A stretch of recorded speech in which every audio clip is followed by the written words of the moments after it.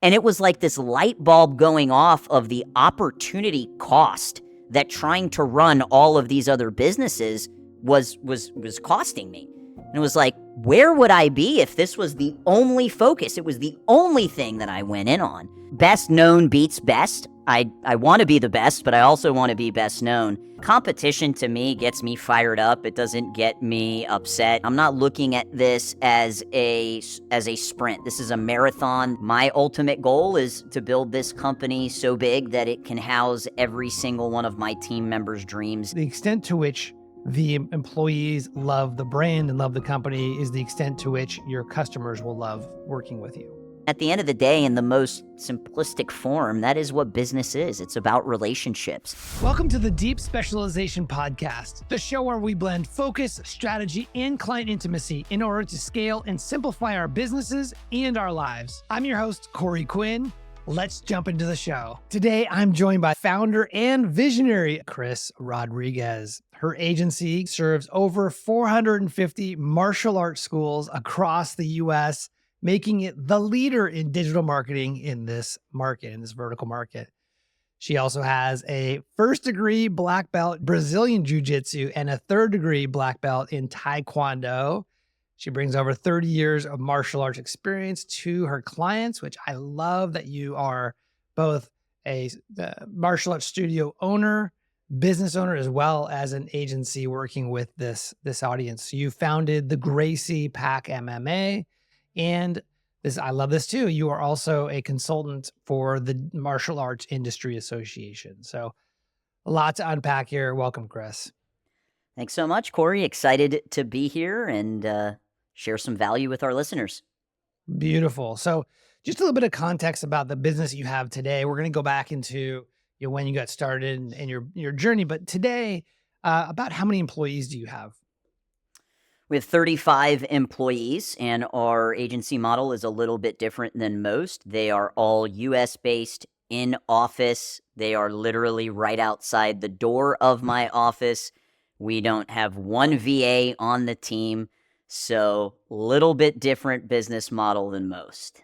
Okay, well, I'm curious to learn more about that. We'll definitely dive into that. You mentioned in your bio that you are a visionary for the agency. What does that mean? Like, what does your day-to-day look like these days?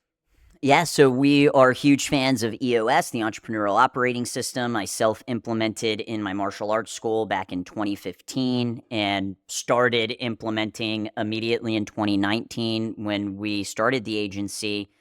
And in EOS, you don't typically have the CEO, COO dynamic. You have a visionary and you have an integrator. So yes, I sit in the visionary seat, but I also sit in other seats as well. Eventually, the goal is to solely sit in the visionary role, but I lean more towards sales and marketing. My integrator leans more towards fulfillment.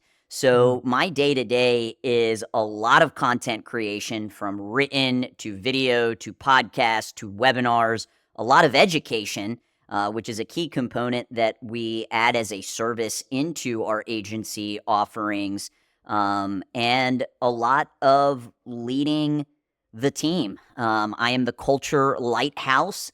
I am here to not just set the vision, but get everybody excited about that vision. And my ultimate goal is to build this company so big that it can house every single one of my team members' dreams inside. So I really live in the future a lot, probably too much. I wish I could be a little bit more present in the day-to-day, but I'm constantly thinking about the next step, the next thing.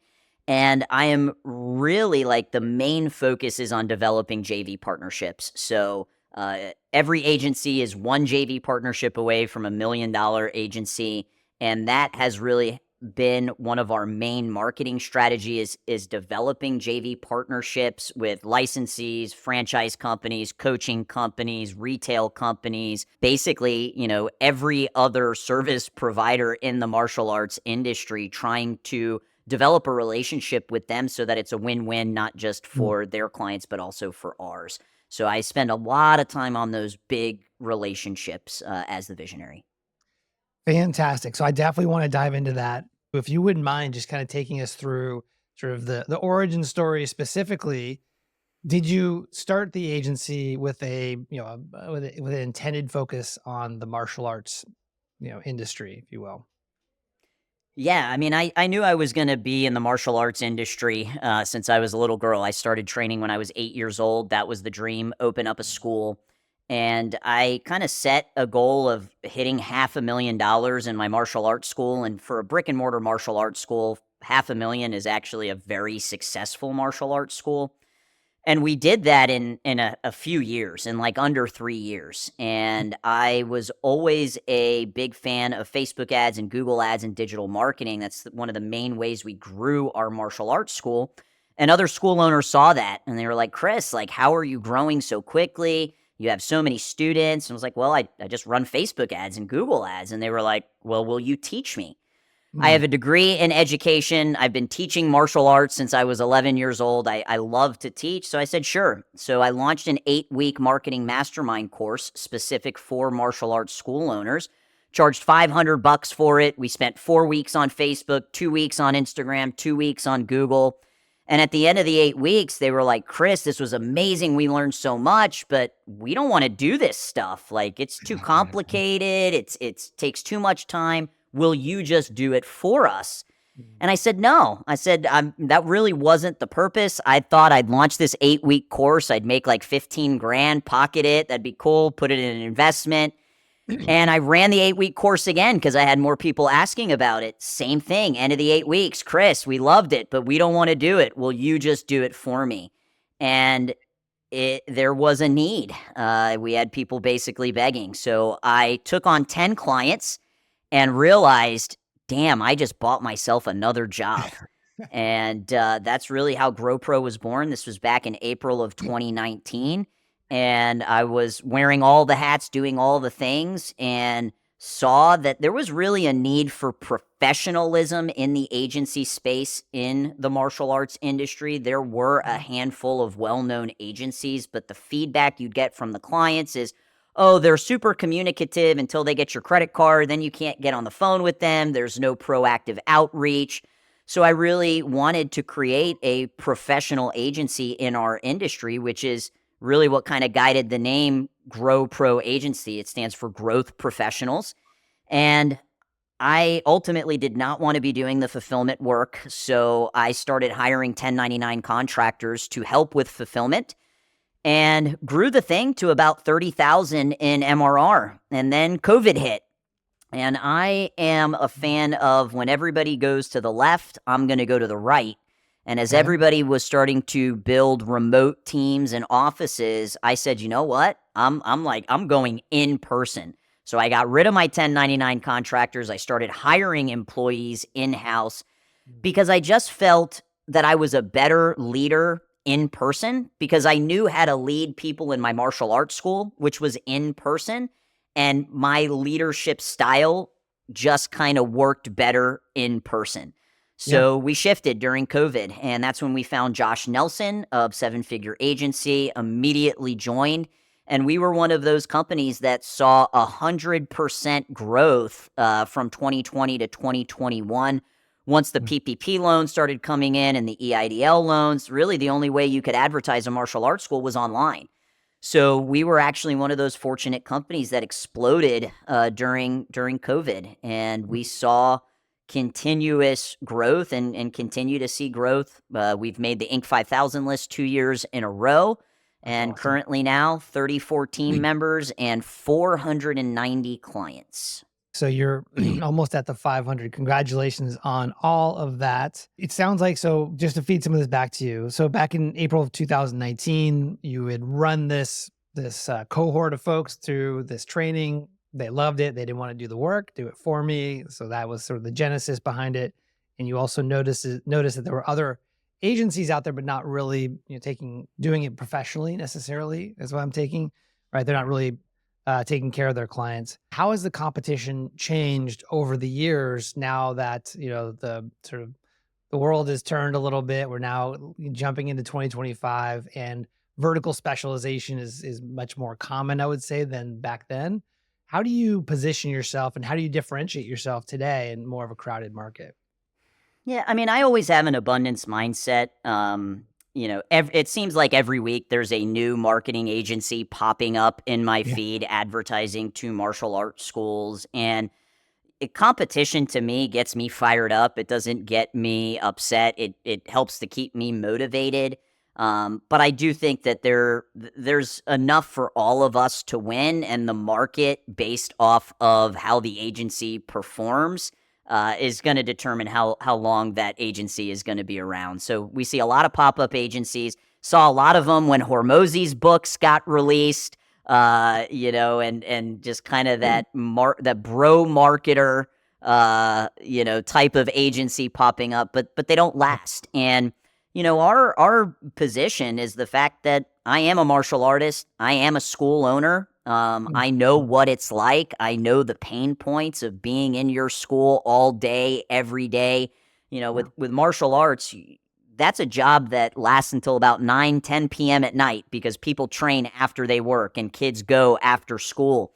So I know the pain points. And because I am a martial artist and a school owner, there's kind of an instant trust and bond that gets formed. About half of my team are also martial artists. They also train, and I think that plays a big role. But at the end of the day, it's ultimately the fact that I am a martial artist. One of our USPs is that, hey, we're not outsourcing your campaigns to somebody in Pakistan. You're going to be able to reach us during normal working business hours. One of our core values is we are accessible, proactive, and communicative. Our clients can book same-day Zoom, same-day phone calls. They can email us. They can text us. They can call us. And we really are accessible to our clients, which is, I think one of the biggest gripes that a lot of businesses who use agencies kind of run into, right? Like, oh, you were super talkative during the sales process, but now you've kind of gone Now that you ghost. get money, I can't seem to get a hold of you. Yeah.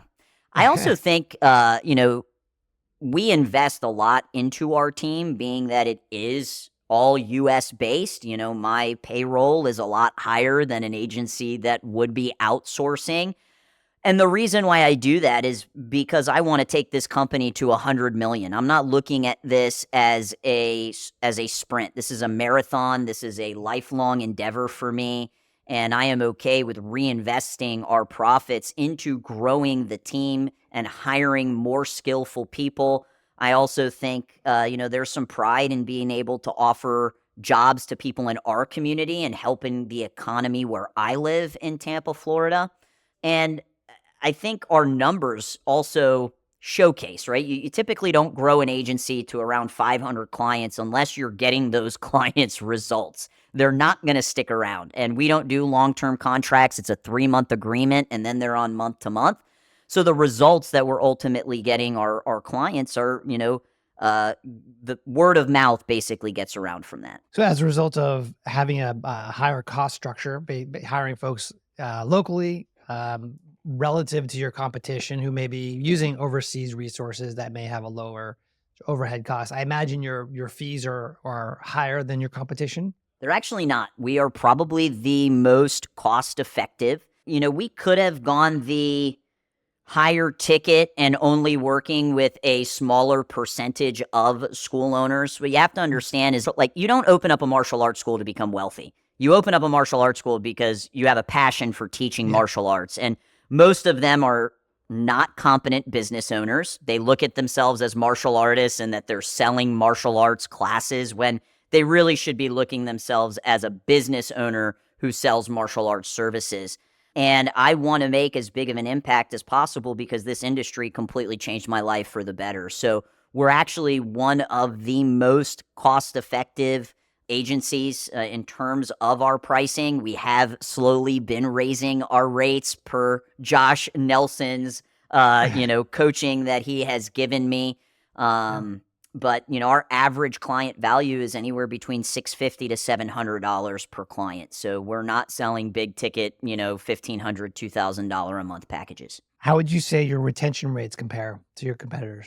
Yeah. So, I think especially with lower ticket and when you're not doing websites or you're not offering a CRM, it's harder to retain those clients. And I've heard some crazy stats. So because we don't do we're a social media marketing agency. We don't do websites. We're not doing SEO. We have a CRM in terms of they have access to high level, but when they're not as stickier as that, at the end of the day, the most important aspect, if you want to retain your clients, is getting them results. I mean, that's just, number one. Cannot hide behind the website of these other products. Yeah. So last year in 2023, we were at a 4.7% attrition rate average.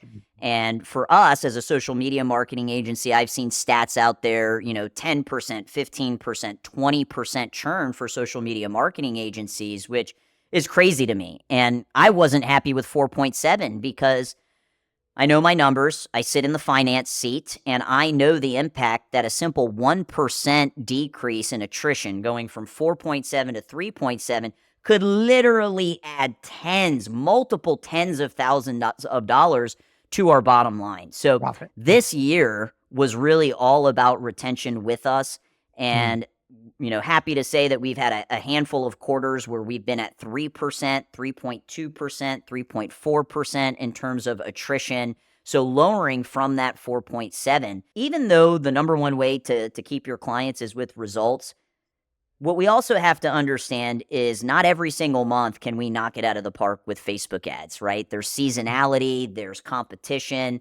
So if you're not getting them great results, what's going to keep them there? It's the relationship. And at the end of the day, in the most simplistic form, that is what business is. It's about relationships. So we really focused on, having multiple touch points with the clients, sending out NPS surveys, implementing software where we could get feedback from them. And we also assigned customer health index scores, so CHI scores. And that was really helpful in understanding where our clients are at. And I think a lot of agencies use a traffic light system in terms of like metric data of how the ads are performing, right? Like if it's a $10 cost per lead, that's a green account. But there are other metrics that go into the customer health score besides just what the cost per lead is. Sure. So we built out our entire customer health index score and really focused on the clients that, were in that red or were in that yellow area, trying to turn them into what we call green and purple customers. But you do that through building rapport. You do that through relationships. And the only way you can build relationships is through communication. Yeah. Well, I think about it, it's making promises and keeping promises over and over and over. You build trust in a relationship. Yeah. So how do you foster relationships with these, what I would consider, a lower fee relative to other vertical markets? I understand this is healthy for your vertical market, but if you look at HVAC, some of these other, these other verticals, that they average value per month is in the thousands, multiple thousands in some respect. How do you build a relationship, a trusted person-to-person relationship with clients, given your sort of constraints as a business? Yeah, we can look at this from like the 30,000 view up of how I do it versus how my team does it. I put out a piece of content every single day, video, reel, as well as a written post inside of a Facebook group. Every single one of our clients is inside of that Facebook group. We also use it for prospecting. It's interesting that you could follow somebody and look at their content and actually feel like you know them. I'll see clients that I've never met face to face, but they've been following me for years, and they talk to me like they actually know me. So best known beats best. I want to be the best, but I also want to be best known.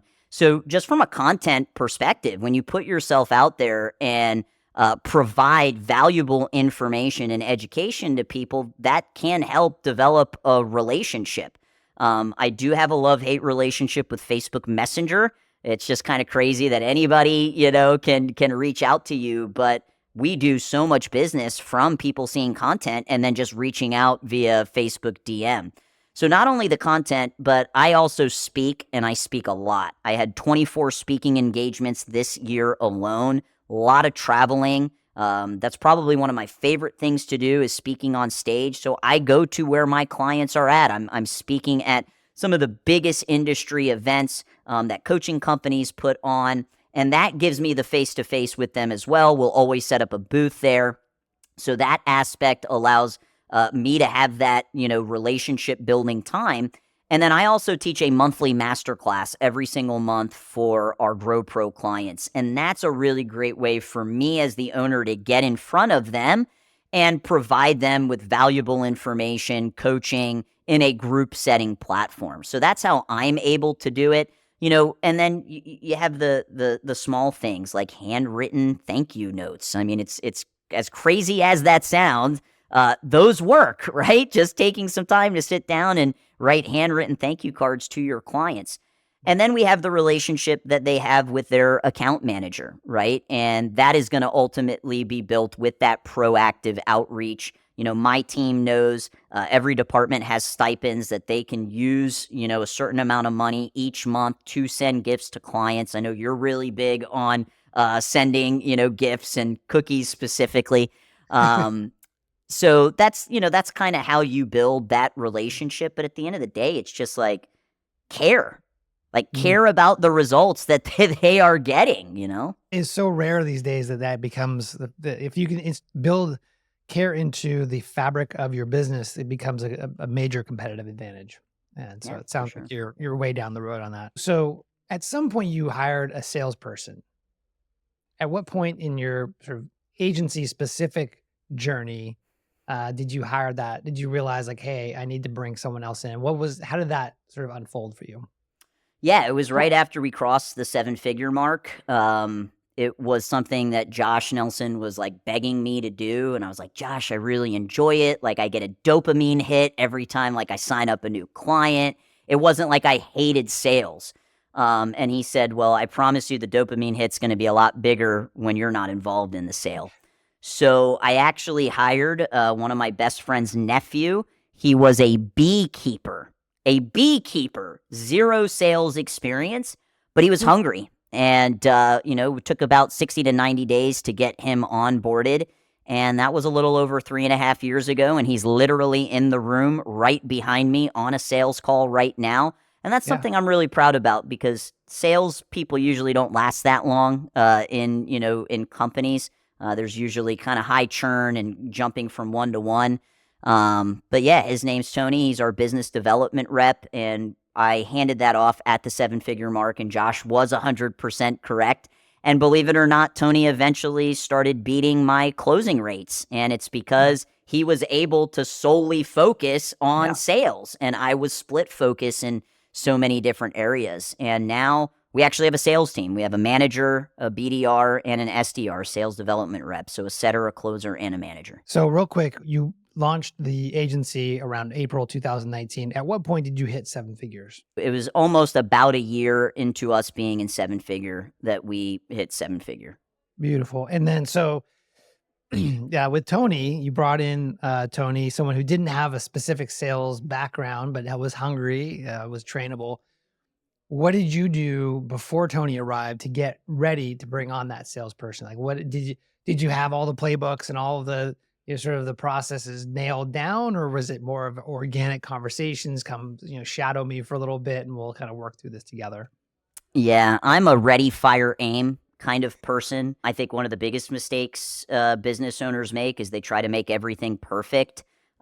So I hired him. I did have recordings of all of my sales calls. I did have a templated process, a checklist that I followed, a keynote that was shared on the screen, a very specific process, but I didn't have playbooks written out. And, one thing that I did do is I basically bought every old school sales, Brian Tracy, Zig Ziglar book, and I required Tony to read them. And he actually had to write a book report after here I am, the teacher, right? I've got a degree in education.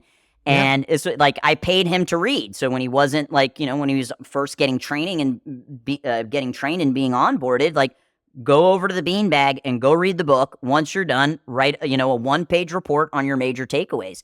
But really what it looked like is just he would sit in and watch me do the sales calls. Then eventually I would bring him on screen and just explain to the prospect like, hey, this is one of our new hires. He's learning the process. Then he would do it, both of us on screen. Then he would do it. I would be off screen. And then finally he was doing it on his own. And in under 90 days, he was taking those sales calls. So Yeah, I just think so many business owners try to make everything perfect, and it's this like, paralysis by analysis. Like, hire the person, and then you're going to have no choice but to train them and to bring them on board. You're committed at that point. Exactly. Hey, it's Corey. I wanted to take a quick break from the show to say that if you're an agency owner looking for a strategic and reliable white label partner, you should check out E2M. They offer website design, WordPress development, e-commerce solutions, SEO, PPC, and content writing. And they are trusted by over 300 agencies. You can check out E2M's transparent and flexible pricing model at e2msolutions.com/the Deep Specialization Podcast. For limited time, E2M is offering a special 20% discount for the Deep Specialization Podcast listeners on your first month. Go check them out. Now, back to the show.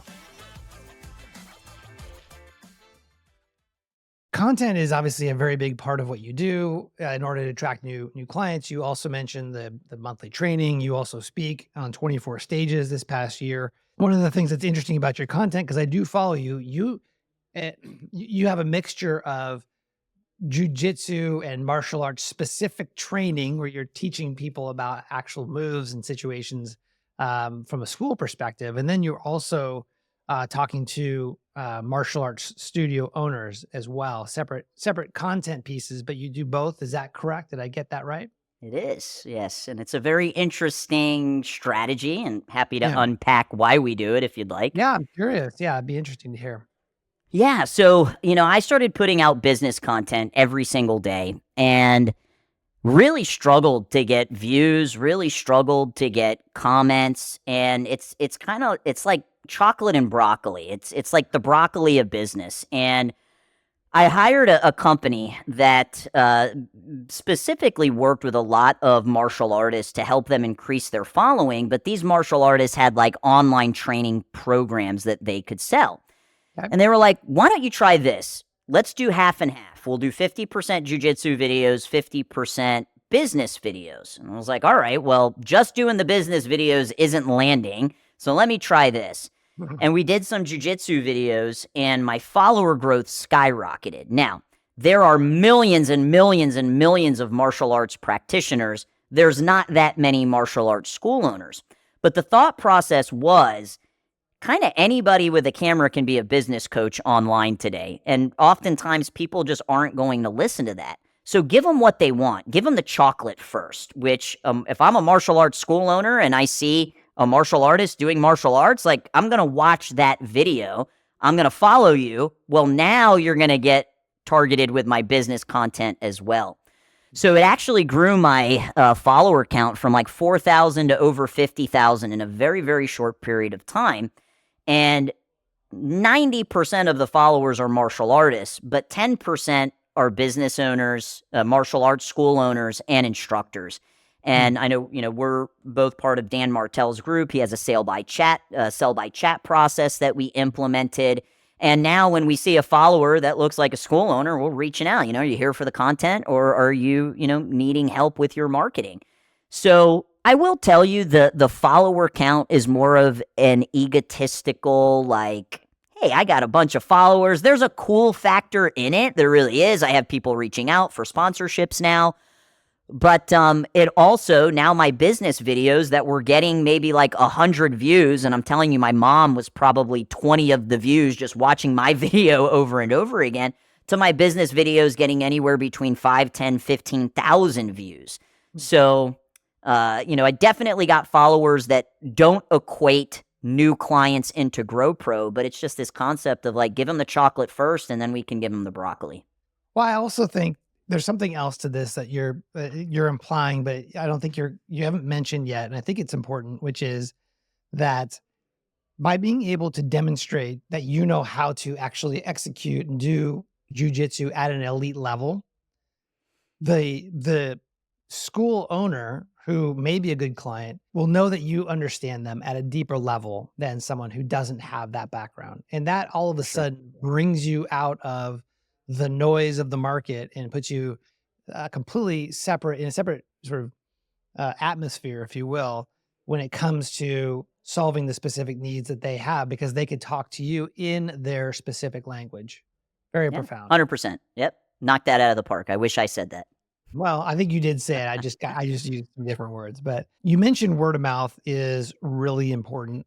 I imagine, based on what you shared, a lot of the work that you do helps to generate word of mouth just by being present in the space, by being at the conferences, the associations, on stages, producing all this content. Where do people find you originally? Like where does this word of mouth originate? Yeah, so a lot of it is from the JV partnerships that we have. So we have solidified some very, very big licensing companies, franchises, and they help to market for us, right? Because we are a partner with them. So a lot of, for a lot of people, that's where it originates. But my number one marketing strategy is Facebook ads. I mean, that's, constantly, I would say almost every week we're, developing new campaigns and putting Yeah. Facebook ads out. So that's kind of the, where I can get them in, and then it all funnels back to this Facebook group. And then Yeah. inside of the Facebook group, they're, getting hit up, come check the website or, our webinars. Do you want to book a free discovery call? Do you want to check out the podcast? So we try to funnel everything into this Facebook group where I'm providing this free content where I can just get in front of them and, share something that's really valuable that can help them. And it's a marathon marketing strategy. I started the group 4 years ago. We have about 3.5 thousand school owners and instructors in the group. We are very particular about who we allow. You have to give, name and email and what's your number one marketing strategy to get into the group. I am a stickler about what's allowed to be posted in there. Some Facebook groups, the host just kind of lets them run, wild. People are constantly pitching in there. So yeah, I mean, our main marketing strategy besides just the content aspect, right? I really look at myself as a content creator that happens to sell digital marketing services for martial arts school owners. I look at myself as that content creator first. Operationally, who manages the Facebook group in the organization? I have a marketing director that will set things up, but I write my own content. I post my own content every morning. It's part of my morning business ritual. I think eventually I might feel comfortable letting that go, but I really enjoy it. And if it's something that I really enjoy, why wouldn't I, spend time on it? I think it's a zone of genius for me. Nice. So yeah, I'm the one that I'm the actual one that's writing the posts and that's replying to comments in there. I look at that as part of my role of being the face of the company. That's awesome. And just from a workflow time blocking perspective, do you create all the content on one day and then spread it out, like release it all throughout the week, or are you doing daily content creation? How do you manage the volume? Yeah, I'm a fan of batching weekly. I've found kind of batching anything further out than weekly, you might be irrelevant to what's going on in the day-to-day in your industry or what's going on in the world. So Sunday morning, first thing when I wake up, sit down with a cup of coffee, open my laptop before my wife and my son are awake. That is like my prime time for creativity. And that's when I batch my written content. Our video content, we actually batch 60 videos in 2 hours, and we do that once every 2 months. I've gotten that down to, a really kind of quick turnaround so that I just have to kind of show up, be the talent, and then the videographer and the marketing director take it from there. The longest kind of aspect of the real content is coming up with the hooks. I will say it probably takes me about 4 hours to come up with 60 hooks. And that's really where I'll spend the bulk of my time, but I'm only doing that once every other month. So I'm a fan of doing it in batches for sure. That's awesome. I recently went from creating content daily to doing weekly batches, and it's changed my life. Yes. So much better. How important is it for you as an agency owner to hire people with a martial arts studio's background? It's not. honestly, the most important thing is, do you love marketing? And believe it or not, that wasn't even like a question we asked in the interview process when I first started the company, because I was just trying to hire anybody with a pulse, and that would be somebody I would be okay going to lunch to. I think in the beginning you hire generalists because it's all you can afford. And then as you start to scale, you want to start hiring, more specialists. But we basically use like a filtering system for hiring. It starts with your character, and I think there are companies that have core values like trust and integrity. And it's like, to me, those are pay to play values. Like, that's what gets you a seat at the table. That's not a core value of a company. So do you have the character? Are you competent in the role? And, what ended up happening is we hired a car mechanic to run ads. We hired a police officer to run ads. And, a year later, they're like, I hate sitting at a desk staring at a computer, So like, we shifted our hiring process to hire people that, hey, you actually like have to like marketing, because we're going to be doing this long term. So, do you have the character? Are you competent? Are you committed, right? We want people that are going to be with us for a long season, not a short season. Are you a culture fit? That is huge. So we are truly a company that hires, fires, reviews, recognizes, and rewards our people based off of our core values. They are not just words up on a wall. They are built into our quarterly conversations, which is like our performance reviews. When we do a weekly all hands on deck every Friday at 2 p.m., we do peer shout outs. You got to tie it into a core value. We literally printed core value baseball cards, like little collectibles that you can earn if you are showcasing those values. And we, always try to highlight those, behaviors.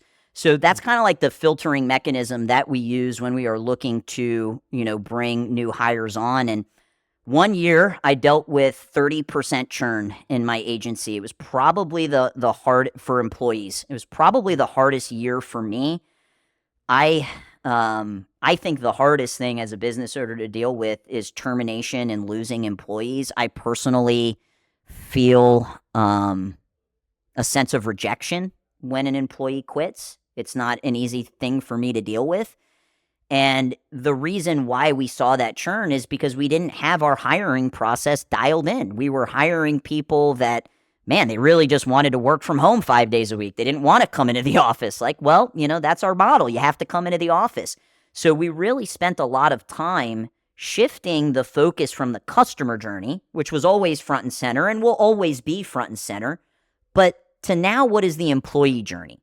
How are we, letting people become aware that we're hiring? What are we doing to make them consider, a career with us versus somebody else? What does the hiring process look like when they first come on? What does the onboarding look like? What does the retention look like? And ultimately, how do we turn them into advocates of our company so that it starts the cycle again and more people gain awareness about our company? I feel like it's harder in an in-person model than a virtual model dealing with employee churn, because it's like, oh, the guy that I used to go to lunch with every single day that sits next to me is no longer here, and employee morale can plummet. And if that happens, that makes everything else more difficult in terms of gaining new clients and retaining those clients.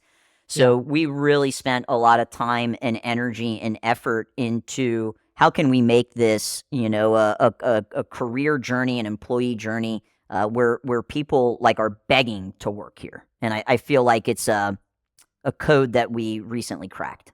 Well, it sounds like you've turned that 30% churn, employee churn, into something that, a real asset for the longevity of your business. I love hearing that. Yeah, I mean, we're under 5% this year alone. So that's a nice, huge improvement. I had the fortune of actually holding a Disney pen right here, but I was fortunate a couple of years ago to go to, with the company I was with, I was on the leadership team, and we went to Disney. Disney has a leadership program. Have you seen this? I haven't been, but I've heard about it. Yeah, it's fantastic. And one of the things that we learned, the thing that always stuck with me, that was one of the principles that Disney, at least their leadership program really drove home, was that the extent to which the employees love the brand and love the company is the extent to which your customers will love working with you, right? So it's really the center of the bullseye is the employees first. Customers come after the employees for their model. And I love that. 100% agree. When it comes to your service, do you productize your service? You provide like a real sort of, couple different packages, or how does that come through in your sales process? Yeah, we call them programs just because that's language that martial arts school owners can recognize. Yeah. So we have a standalone program, we have a PPC program, and then we have a pay-per-click authority program, and then we have an online dominance complete program. So those are our three main programs. But we also offer add-ons. So we built a call center. We call it our concierge agent program. And that's where we actually follow up with the leads, book the leads, and these are all, again, US-based callers. So Amazing. we have, Google business profile optimization. One of my mentors always told me life is better with options. And I agree. Life is better with options. So we have these three core programs that we, on our discovery call, which we offer a high performance marketing audit. So the first 15 minutes, getting to know the school owner, kind of 30 minutes is an audit of their online presence. And we're trying to provide value, make it educational. So even if they don't sign on with us, they have a couple of things that they can go employ into their school. And then the last kind of 15 minutes is us going over these programs and what we recommend them to choose based off of the information they provided us in terms of how many students, how many employees, what's your revenue at, what's your marketing budget at. So we have those three core programs, and then we do have the add-ons as well because life is better with options. Sure. And so part of the sales process, as you mentioned, last 15 minutes, you go through, we have these three packages. We recommend the PPC package based on everything you share with us, the audit. This is pointing us to this is our strong recommendation, but you have, you choose type of things. Yeah. And, we work with schools that haven't even opened their doors yet. They're getting ready for a grand opening. We work with schools that have 50 students, 250 students, 500 students.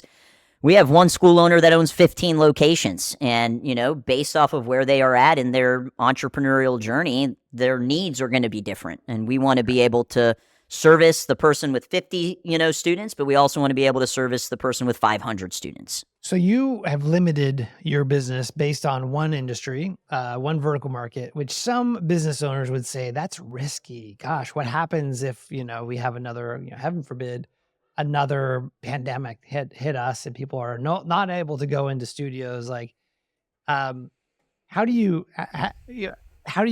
perceive that risk, and how do you manage that risk as a business owner? Yeah, I have surrounded myself with some really, really smart people. And I truly believe that anything that gets thrown my way through my network of peers and mentors, I'll be able to overcome it. And I'll come out on the other end even stronger. We got through a pandemic. We could get through another one, not hoping that it happens, because there were days I was crying in a corner. But we eventually do want to look into other vertical niches. But one of my big entrepreneurial lessons that I've had to learn over and over again is chase two rabbits, catch none. I used to, brag that I was a serial entrepreneur and look at all of these companies that I own. And I had this aha moment at a mastermind. I was sitting at a round table and we're doing hot seats, and I'm looking, and these are all multiple seven-figure agency owners, and most of them are twice my age, and they have business partners. So I don't have a business partner. I've only been in the agency game for 5 years, and I'm sitting at this table and I'm like, wait a minute, my agency is doing just as much as theirs, if not more. I've been in this game for a fraction of the time, and I don't have a business partner. And it was like this light bulb going off of the opportunity cost that trying to run all of these other businesses was costing me. And it was like, where would I be if this was the only focus? It was the only thing that I went in on. So I used to own a consulting company, got rid of that. Used to own the martial arts school, sold that. I do invest in commercial properties, so I do have tenants. I'm not getting rid of those because that's a long-term investment strategy, but I have literally been trying to, just focus on this one thing. And this is the first year that I've really been able to do it, which, man, is it a lot less stressful. It is a lot more profitable as well. And, that was just a really kind of hard lesson for me as an entrepreneur is let's just focus on this one thing. I do believe I can get GrowPro to a $5 million agency, so we're almost at $4 million. I do believe to get to 10 million, other verticals are going to be a necessity. I'm not really interested in building them from scratch. I would much rather acquire them. So we are now in kind of the learning phase and educational phase. I've had 2 failed, almost got to the LOI and then they kind of backed out. So I'm kind of learning these processes. Maybe I came on a little too strong is what I kind of learned in that process. But I'm mainly looking to do it through acquisition versus starting from scratch. And we'd really love to be in similar verticals, dance, cheerleading, those local businesses that are servicing, families. But I'm, not against going in a completely other direction either. But deals are not something you can just snap your fingers and they pop up in the air. So that's really where I see us really being able to grow is through acquisition. And I think it's going to be a necessity going into other verticals to get us to 8 figures. My background is I started off at an agency. We were doing just attorneys. We were doing about 20 million in just attorneys, which was bonkers.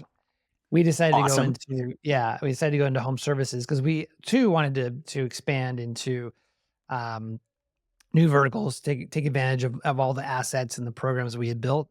And we went into home services, and the thinking at the time was, it worked out for us, but was, what are other locally focused service businesses that rely on Google search for new leads? Like what businesses kind of look like attorneys but are not attorneys? Mm-hmm. And we came to home services due in part to the fact that they have a big ad spend, but other reasons as well. We learned along the way that home service business owners and attorneys are very different people. They want to be treated much differently. They talk differently. Obviously, they have much different ecosystems as businesses, but that ended up being strong for us. We got into medical for a little bit. We backed out of that. We went into franchise, multi-location focused businesses. So instead of a single location business, franchises we grew up to 150 million, actually 200 million after about 6 years. Sick. A lot of crazy highs and lows and everything else. But so I'm familiar with your with the direction of growth that you want, and I think acquisition for us, at least when we did it, it made a lot of sense. Doing an acquisition well is really hard, or it doesn't have to be, but I think we did it the hard way. So that's exciting to hear that. Reflecting on your journey as an agency owner and having taken a verticalized approach, have there been any negatives besides obviously the sort of the market risk? Are there other negatives to taking a vertical approach as an agency owner? The low ticket, high client volume makes sales and marketing very easy, but it makes fulfillment much more difficult, right? There are agencies in the mastermind I'm in that's at the same revenue and they have 80 clients and we have 500 clients, right? There's just a lot more moving pieces to it. It also, lower ticket prices attract, sometimes a certain type of person. So I'm always curious to what would it be like working with lawyers, right? That in my mind are maybe more professionalized, but not always, right? I mean, every industry has their core group of people that, are in it for the passion and not necessarily because they want to learn the business practices and things like that. Some feedback we've gotten from team members, especially ones that have been on the team for a few years, is they're very chomping at the bit for us to get into other verticals because it's like, how many more freaking Facebook ads can I write for a martial arts school? Like, how many more Canva graphics can we make? And I think they're just looking for that new challenge for them. So they want us to do it. It's something that, they are on board for as well. But at the end of the day, I mean, I didn't choose this market because, it's funny because when I first read Josh Nelson's book, The 7-Figure Agency Roadmap, first chapter says, pick an industry that on average, the business is doing $1 million a year. Like there's maybe 1%, maybe 2% of martial arts schools that are doing $1 million a year. And if they are, it's typically because they have multiple locations, right? So, I knew we were fighting an uphill battle, but, I chose, I chose it because it made the most sense for me. And I do think that my history has played a large role into the success of, the company. Yeah, that makes perfect sense. Two last questions for you, Cris. Yeah. First one is, what advice would you give to other agency founders who are looking to specialize in a vertical market? Maybe they haven't committed, but they're thinking about it. What advice would you give them? I think you need to pick a market that you somewhat like. I mean, I see this a lot when I'm coaching agency owners. Like, they just don't like the market that they chose. So, do you need to, like, if you want to go into HVAC, do you need to have worked at an HVAC company? No, but like, do you enjoy that vertical? Like, you're going to have to be spending a lot of time with these people. You're going to have to go to the trade shows. You're going to have to be speaking at their events. So, I do think you should choose something that you are somewhat interested in. I don't think it has to be like all in passion for, pest control, but like if you're going to choose pest control, I don't know, maybe like something about bugs. I don't know. I just think it's, kind of interesting how people choose that market. I do think looking at a market that and I think this is why you see home services so popular, because it's recession proof. Like, no matter what happens, if my toilet breaks, it's got to get fixed. I live in Florida. If the air conditioning breaks, it's got to get fixed. If my roof needs to be repaired, I'm going to have to repair my roof, or I'm not going to be able to get insured. So I do think that if you're maybe more risk adverse, looking at those types of industries, but I think what a lot of people have a tendency to do is like, oh, that's a red ocean. There's already so many people in that industry. And it's like, well, that's a good sign. It means that there's plenty of business in the industry. So not necessarily a complete negative. Viable. Right. Exactly. Yeah. Cool. Last question, Cris. What's your motivation? Man, that's a really good question. I think there's a couple of different ways that I could take this. I heard this like Ed Milet quote a while back where he said, like, on your last day on this planet, you're going to meet the person that you could have been. And the goal is that there aren't any stark differences of who you could have been. My motivation is just every day just to try to get a little bit better in all areas of life, not just as a leader and an agency owner, but in my health, in my education, in my relationships with my family, with my wife, with my son, with, my friends. And I truly believe that happiness comes when we are progressing in life. Like, I know that I've always felt my happiest in life when I felt like I was progressing. And it doesn't need to be some 50%, progress, just 1%. That really helps to keep me motivated. I do have a young son. And my hope is that he wants to follow the entrepreneurial journey, but I also have two older stepsons that didn't follow that. So I know it's, like, it's always like that nature versus nurture thing. Like, you're hoping that like you can nurture them into that direction. My stepson does work here at the agency, so it is, it does feel like a family-owned business, but I just want to provide, for my family a better life than I had. And I had a really great life because my parents did a really great job as well. And really the motivation in terms of like specific to the agency, I said this earlier, it's, I feel really grateful to have worked as hard as I have to be in the position that I'm in. And it's more about giving back to the people, that are helping me run this company. And one of the things that we just implemented are team member growth guides. So when somebody first comes on, asking them, where do you want to be 1 year from now, 3 years from now, 5 years from now? How can we support that? We're not just asking professional goals, we're asking personal goals as well.